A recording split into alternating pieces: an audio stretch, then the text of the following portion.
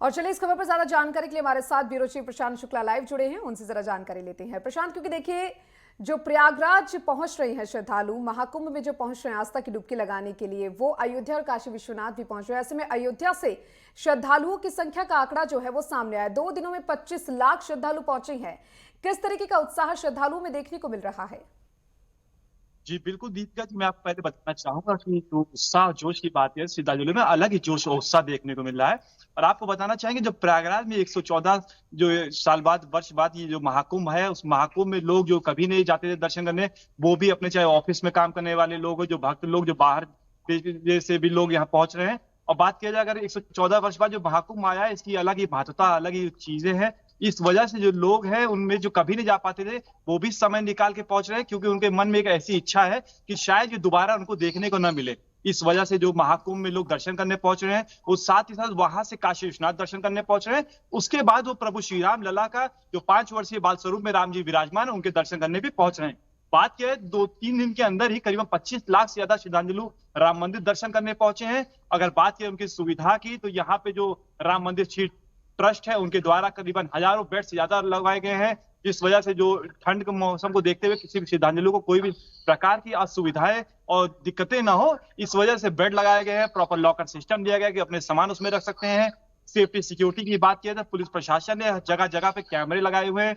हर जगह पुलिस मुस्तैद है कि किसी भी प्रकार की कोई जो असुविधाएं है, जो श्रद्धालु राम भक्त दर्शन करने आ रहे हैं, उनको किसी प्रकार की असुविधाएं ना हो। बात किया है अगर यहाँ पे राम मंदिर में, तो राम मंदिर जैसा कि कल 29 तारीख है और दिनांक 29 तारीख को जो राम भक्त है और जो महाकुंभ जो स्नान करने वाले लोग हैं, वो अयोध्या पहुंचे थे। पर लोग बताना चाहेंगे आपको दीपिका जी कि अयोध्या से लोग की वापसी फिर से प्रयागराज में जो अमावस्या का जो कल स्नान है, फिर से वहां पे लोग पहुंच रहे हैं। परिवहन विभाग के द्वारा भी बताया गया है कि जो अयोध्या श्रद्धालु हैं, ये वापस प्रयागराज जा रहे हैं और करीबन 4-5 घंटे का रास्ता था, वो 12 घंटे का रास्ता हो गया है, क्योंकि जो हाईवेज है वो जो श्रद्धालु उनके कार के बस के द्वारा जाम हो गए हैं। जी बिल्कुल प्रशांत, क्योंकि देखिए संख्या जो है वो लगातार बढ़ती जा रही है और ऐसे में 26 फरवरी तक महाकुंभ है, तो संख्या अयोध्या में भी श्रद्धालुओं की बढ़ती हुई नजर आएगी। साथ ही विशेष इंतजाम किए गए हैं मंदिर में दर्शन के लिए, या फिर जो श्रद्धालु पहुंच रहे हैं इतनी बड़ी संख्या में, उनके लिए प्रशासन की ओर से कोई विशेष इंतजाम?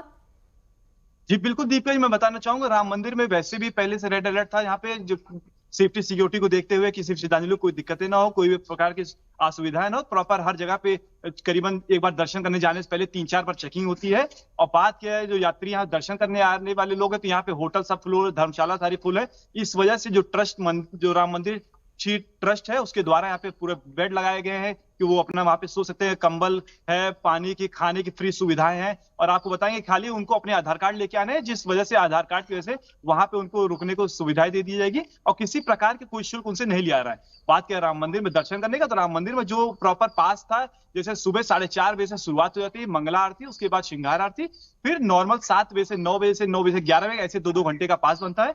9 बजे तक वहां पे पास अलॉट रहते हैं। रात में जो रात्रि है 9:30 बजे से 10 बजे का आरती होता है। तो जो पहले भी तरीके चल रहे थे, उसी तरीके अभी चल रहे हैं। जो वीवीआईपी प्रोटोकॉल जिसके पास थे, उसकी राइट साइड में लाइन थी, जो नॉर्मल लाइन थी, वो जो उसी प्रकार के दर्शन कर रहे हैं। आपको बताना चाहिए 3 नंबर गेट था जहां पे वीवीआईपी प्रोटोकॉल्स की जो गाड़ियां आती थी, इतने श्रद्धालु आ रहे हैं वहां पे, इस वजह से वीआईपी जो गेट है वो भी खोल दिया गया है। जी बिल्कुल प्रशांत, क्योंकि देखिए तस्वीरों में साफ दिखाई दे रहा है कि कितना उत्साह जो है वो भक्तों में है। और जो प्रयागराज महाकुंभ भक्त पहुंच रहे हैं वो अयोध्या भी आ रहे हैं, राम भक्त जो है वो अयोध्या भी दर्शन के लिए पहुंच रहे हैं।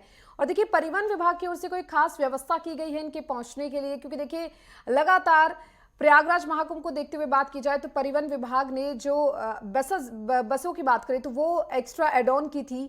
तो क्या अयोध्या को देखते हुए भी बसेस की जो सेवाएं हैं वो और ज्यादा बढ़ा दी गई हो, या फिर जो ट्रेनें हैं उनको और अच्छी तरीके से संचालित किया जा रहा हो?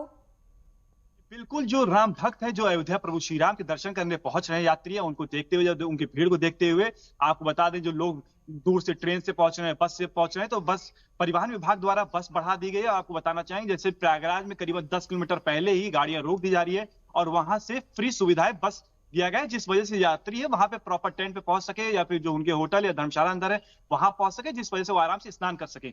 उसी प्रकार अयोध्या में जब प्रभु श्री राम के दर्शन जो करने लोग आ रहे हैं, उनके लिए भी बस बढ़ाई गई और यहाँ से जो प्रयागराज दर्शन करने आ रहे हैं, काशी विश्वनाथ दर्शन करने आ रहे हैं, उनके लिए फ्री सुविधाएं भी दी गई हैं। पर उनसे साफ साफ कहना यह है कि अगर अपने सुविधाएं से वो लोग नहीं आ रहे हैं, बस के प्रकार दर्शन करने जाएंगे, तो उनको उसका जो टाइम है, उस टाइम टेकिंग का प्रक्रिया बढ़ा दें। करीबन अयोध्या से जो प्रयागराज का रास्ता था, करीबन 4.5 घंटे 5 घंटे से बीच में पहुंच जाते थे, पर जो इतनी पब्लिक आ रही है, जो इतनी क्राउड भीड़ है और ट्रैफिक जाम की वजह से करीबन 12 घंटा लग जा रहा है। तो ये सुविधाएं परिवहन विभाग द्वारा बस बढ़ा के यात्रियों को दिया गया है।